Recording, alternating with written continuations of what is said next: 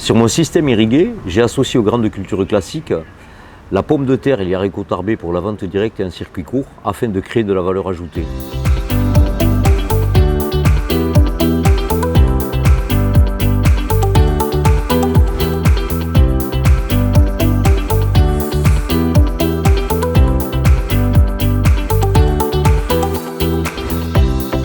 Bonjour, je m'appelle Jean-Luc Lafonta, je suis agriculteur à Larreule dans les Hautes-Pyrénées. Ça se situe environ à 30 km au nord de Tarbes, dans la plaine de l'Adour. Mon exploitation, reprise d'exploitation familiale après mes parents, compte environ 70 hectares.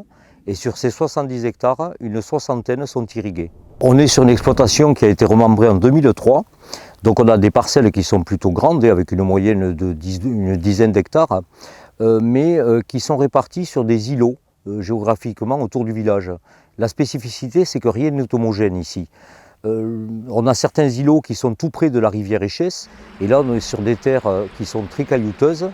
Par contre, le pendant, c'est que la nappe d'accompagnement de l'Adour est très puissante et elle est assez superficielle, c'est-à-dire qu'on a l'eau entre 1 mètre et 3 mètres en dessous de la surface du sol. Donc une eau abondante. Ce sont des parcelles qu'on va réserver à la culture du maïs, notamment parce qu'on cultive aussi des pommes de terre ou des haricots tarbés. Les pommes de terre, quand il y a trop de cailloux, c'est pas bon. Les haricots tarbés, c'est pas terrible. Ensuite, il y a des îlots qui sont plus près d'une petite rivière qui s'appelle l'Aïsa. Et là, on est sur des terres qui sont plus limoneuses et avec un taux d'argile un peu supérieur aussi. Quelques veines de cailloux, mais quand même moins de cailloux qu'au bord de l'Échesse. Une réserve utile qu'on estime à peu près à 40-45 mm. Et là, on va faire des rotations de maïs, de tournesol, de colza, de blé, de soja selon les saisons. Et on introduit toujours dans notre rotation le haricot tarbé qui est cultivé sur maïs et la pomme de terre. Parce que c'est minimum 5 ans de rotation pour éviter les maladies. Et certains îlots, on fait des rotations en sec, blé, soja, du maïs en sec. Voilà, on fait tourner des cultures et on ne peut pas irriguer.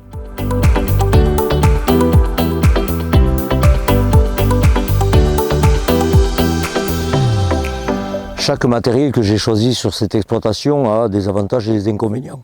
Les enrouleurs, l'inconvénient c'est qu'il faut les déplacer, c'est quand même un travail un peu pénible en pleine chaleur, etc. Bon, par contre, avec le progrès technique, ils ont quand même une belle précision dans l'irrigation. Surtout, ça permet d'adapter facilement les rotations et l'assolement. Pourquoi? Parce que je vais raisonner la répartition des cultures sur les parcelles par bande. Donc je vais dire, ce couloir d'enrouleur, cette année, je fais des patates. Celui d'à côté, cette année, il aura du maïs. Celui d'à côté, il aura du tournesol.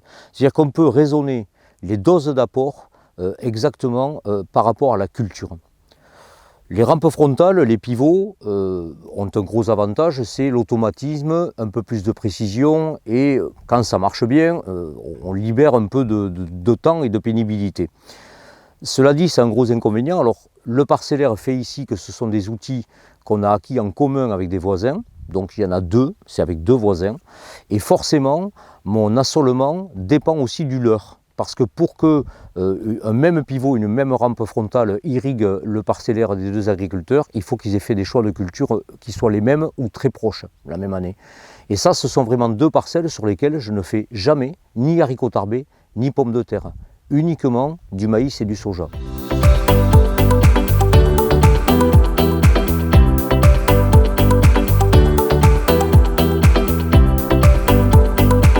Alors, c'est une exploitation qui n'a pas toujours été telle qu'elle est aujourd'hui. Jusqu'au début des années 90 et en clair jusqu'à la réforme de la PAC de 1992, c'était une exploitation de polyculture élevage. Alors au départ avec de l'élevage laitier, mais également une partie truie en plein air pour de la vente de petits porcelets. Bon, pour diverses raisons. Alors la réforme de la PAC a été un déclencheur, mais mes parents étaient fatigués de ce travail de polyculture élevage. Et moi je travaillais à l'extérieur, je n'étais pas sur l'exploitation à ce moment-là. Donc 1992, le déclencheur, on a arrêté ça. Mes parents se sont mis à 100% aux grandes cultures, et notamment du maïs. Et puis, ils ont introduit, petit à petit, des cultures de diversification, c'est-à-dire des cultures légumières pour l'industrie, pour des contrats industriels, haricots verts et maïs doux. Après de longues années de travail à l'extérieur, j'ai décidé en 1998 de reprendre l'exploitation. Mes parents arrivaient à l'âge de la retraite et c'était l'occasion de bien le faire. 63 hectares à l'époque, 69 aujourd'hui. On n'a pas eu beaucoup d'agrandissement. pas souhaité rentrer dans ce jeu de l'agrandissement. Le foncier est très cher. Localement, il y a quand même une sacrée pression. C'était pas trop mon truc. Je me suis demandé comment je pourrais valoriser mieux la surface que j'avais déjà. Ça a été une première question. La deuxième, c'est que comme je ne faisais que du maïs doux et des haricots verts, je discutais beaucoup avec mon tracteur, avec les voisins, mais on parle d'agriculture, et j'avais perdu les relations sociales que j'avais précédemment lorsque j'étais enseignant dans l'enseignement agricole, où je voyais évidemment des quantités de gens chaque jour.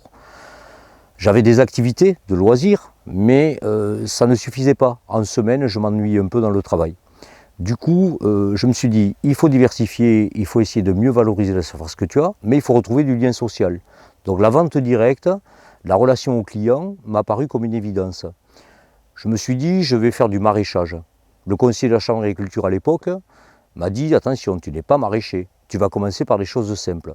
J'ai choisi de commencer par de la pomme de terre, des haricots tarbés, des oignons, et puis finalement ça m'a tellement plu que c'est ce que j'ai gardé. J'ai bien fait quelques tentatives en carottes, en poireaux, mais franchement c'est pas trop mon métier. Je suis avant tout quelqu'un qui vient de la grande culture et qui a diversifié vers du maraîchage. Je ne suis pas un maraîcher d'origine. Voilà, il y a quand même une grosse différence.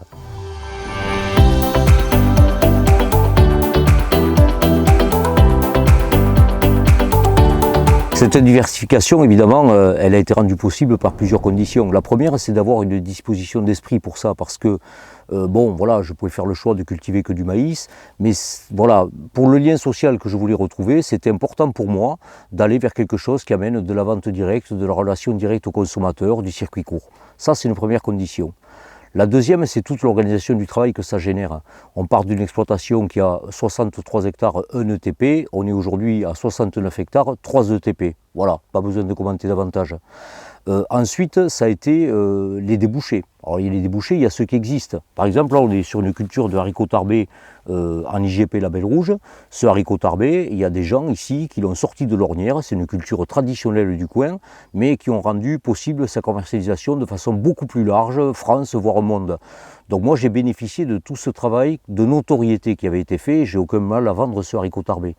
Les pommes de terre, le débouché, je me le suis créé, mais j'ai aussi bénéficié de choses qui arrivaient sur le territoire, comme l'installation d'une légumerie qui aujourd'hui fournit mes pommes de terre sur la table des cantines des collèges et certaines écoles tous les jours. Et puis enfin, la condition vraiment sine qua non, sans laquelle toute cette diversification aurait été totalement impossible, c'est l'accès à l'eau. On a un accès à l'eau plutôt sécurisé, plutôt pas très compliqué, des sols très filtrants. Il convient de compenser les besoins de ces plantes et de ce sol par des apports d'irrigation. Ça a été très flagrant en 2022, mais c'est une nécessité qui est quand même là tous les ans.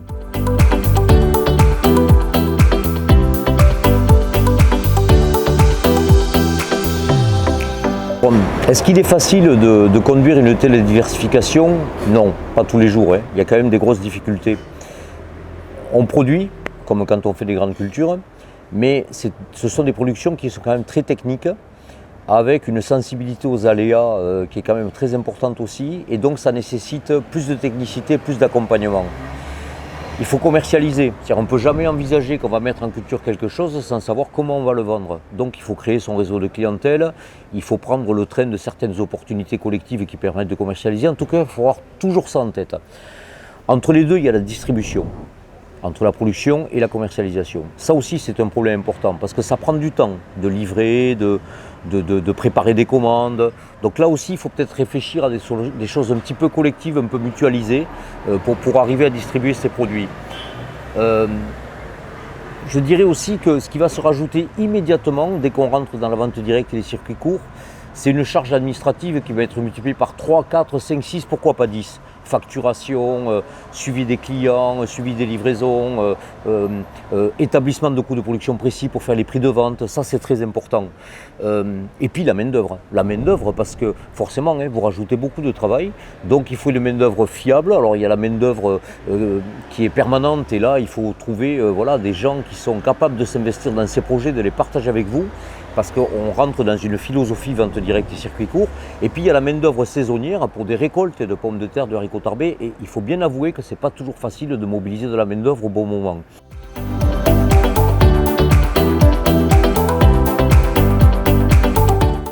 Heureux, oui, parce qu'en fait, il y a du bonheur. il y a de la fierté et il y a aussi du sens à participer à une économie locale et à apporter au local une production qui vient d'ici. Bon, en gros, si on peut produire ici ce qu'on mange ici, manger ici ce qu'on produit ici, moi ça me va.